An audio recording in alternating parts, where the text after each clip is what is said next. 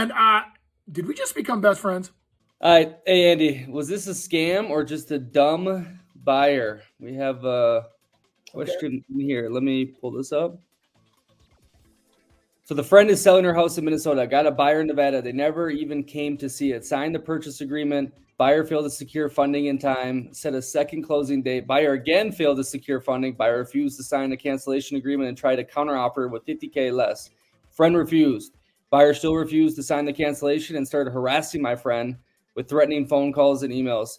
Friend has to get a cease and desist. Judge signs off on the cancellation agreement. Buyer attempts to sue for earnest money back. Fails. What the heck happened here, Andy?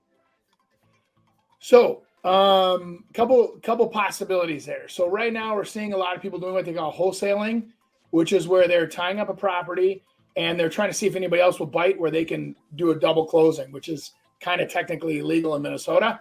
It's just a way you finesse it. Where there's somebody buying that house thinking it's worth $600 and they just bought it for $500 and they're trying to make that $100,000 gap. That's one thing that could be happening. The second thing that could be happening is they legitimately are a buyer that's an out-of-town buyer moving to the state, or an investor, and they're buying the property. They identified it as a good deal, and they are truly struggling to have their, what they call their negotiation stick, so that they can actually get rid of that property down the road. What kind of a version of a flip, right? But then the last version of it is a negotiation technique where they come in there, they tie you up, they get you excited, and then they keep delaying that closing, breaking you down mentally as a seller, just saying, you know what, fine. Let's just get it done. We'll take a little bit less to get it done. When it comes to cancellation, you're going to have a situation there where you're going to force a cancellation. You don't have to ask for a cancellation. So if the other party's not responding, you can actually force a cancellation. You put it through. It's a 3-day process. And it actually will cancel that. Your broker sends it, you deliver it, and there is a cancellation process that is done, because they can't hold you hostage for something that you didn't agree to. So just because you didn't agree to buy that or sell that house at that price, they can't sit there and harass you and scam you. There's a lot of issues with what's happening there. But anyway, and I'm not a lawyer, so I'm not going to try to pretend to be Mr. Law, but I'll tell you what, that getting that statutory cancellation is probably the key thing, and starting it as soon as that doesn't perform. Because here's the thing. Remember this, Nick. I shouldn't say Nick. You're not the one that asked the question, but the consumer that asked the question. If you start that cancellation process, what it's going to do is it's going to motivate them. It's going to also make them understand that you're not messing around, and it's going to set the tone. And remember this, guys. You can always go back to that person and re-sign later. Just say, hey, no harm, no foul. We're just sending a statutory cancellation. We are going to get it canceled so that if you guys don't perform by this closing date, we're going to put it back up for sale, which we invite you guys to come back in and write another offer if you wish. But the idea there is you want to be friendly with them to help get rid of them. And a lot of times that comes also, there's probably a missing part of that seller saying, we get to keep all of your earnest money. That's part of the negotiation with your agent as well. So your agent, as you extend it, what I've always done in the past is if I ever extend a closing date, I say, okay, all of your earnest money right now is hard, which means it's deposited and you're not getting it back. We're all going to sign a thing that says if you don't close by this date, the money is considered to be liquid damages to the seller in the form of, compensation, and we will let you out of your agreement, but we're keeping your money. And if they don't agree to that, then don't sign the extension, because otherwise they don't really have a plan. The plan is to extend the plan to make a plan, right? So if they actually know they can close on that Friday or that 2 weeks from now, they'll gladly sign that extension with that money going hard on you, so that it protects you. Good solution. I like that. Awesome, Andy. That beautiful information is going to be brought to you again.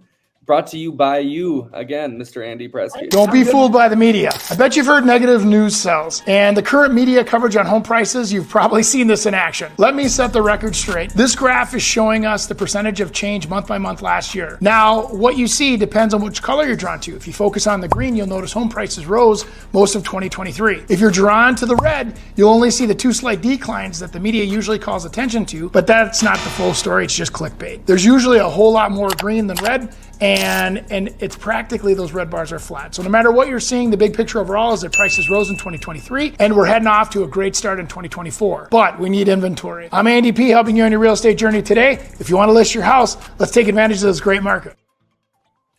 I probably shouldn't have done a close up of my face after I got hit in the face with a tree branch. It went, wow. You look good. No one saw that red mark. But Andy, what about that? Is the inventory coming along or no? Are we still? Oh yeah, big time. Actually, there's a couple markets right now that they've identified. Realtor.com was identifying as some areas in Florida, like Tampa, Orlando, and I believe it was Miami, have inventory up like 150% over last year. That's So the what's insurance happening? thing, all right? I heard What's the that? insurance is insane down there. The insurance problems. People are trying to Correct. dump That's a everything. big part of it as well. And I think that the sad reality is some of that insurance woes are going to follow us here into Minnesota, because the state in Minnesota, with hail damage alone, it's billions of dollars a year that of hail damage, wind damage, tornadoes. I mean, we've all seen it on the news in the Midwest too, not just Minnesota, but now you're starting to see Iowa, but there's less people there, so it's not as concentrated. One big storm, sweeping through the metro area here in Minneapolis is billions at one storm. So what happens is these insurance companies are trying to pull out of Minnesota, and the state is the one that kind of writes the rules as to how they conduct business.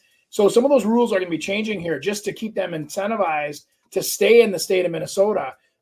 They're like, for example, one great example was you have hail damage on the back of your house, and the siding that they're replacing it with does not match the rest of the house. There used to be an unwritten rule or actually a written rule that said they have to replace so that it matches.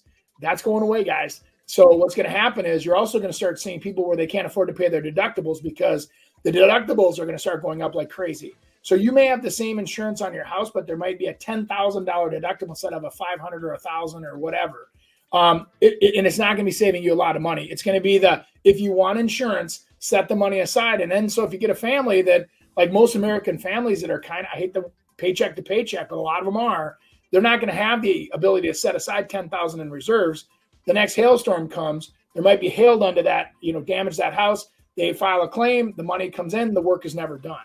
I think we're going to be facing some of these sellers in the future that we're going to almost have to be detectives and work very closely with your insurance company that's writing that insurance binder on that house, so that there's a national registry that they can look at to see if there's ever been a claim, if it's been paid, if it's ever been finished, it's been finalized, all of that stuff on top of building permits. You can verify all that stuff. But I'll tell you, a realtor's job in the near future is going to become very complex very fast. So when everybody's acting like, oh, I don't need a realtor to buy a house, you are crazy to buy an existing house if you do not have a real estate agent guiding you through that process.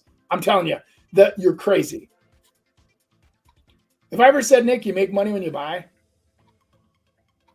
You make money when you buy. You don't make it when you sell. And everybody thinks you make the big paycheck when you sell. You have to buy right to have that opportunity in the future. Well, hey guys, Andy Praske here. You've seen our stuff online. We would love you to give us a click, subscribe, follow us, and give us some comments. We love the feedback. Tell us what's going on in your real estate world, or if you know somebody looking for some help, need some resources, share our information with them. We'd really appreciate that. So what do they say? Like, subscribe, and follow, whatever. All right, guys, have a great day. Andy Praske helping you on your real estate journey today. All right, Andy. This is for sure for the younger people.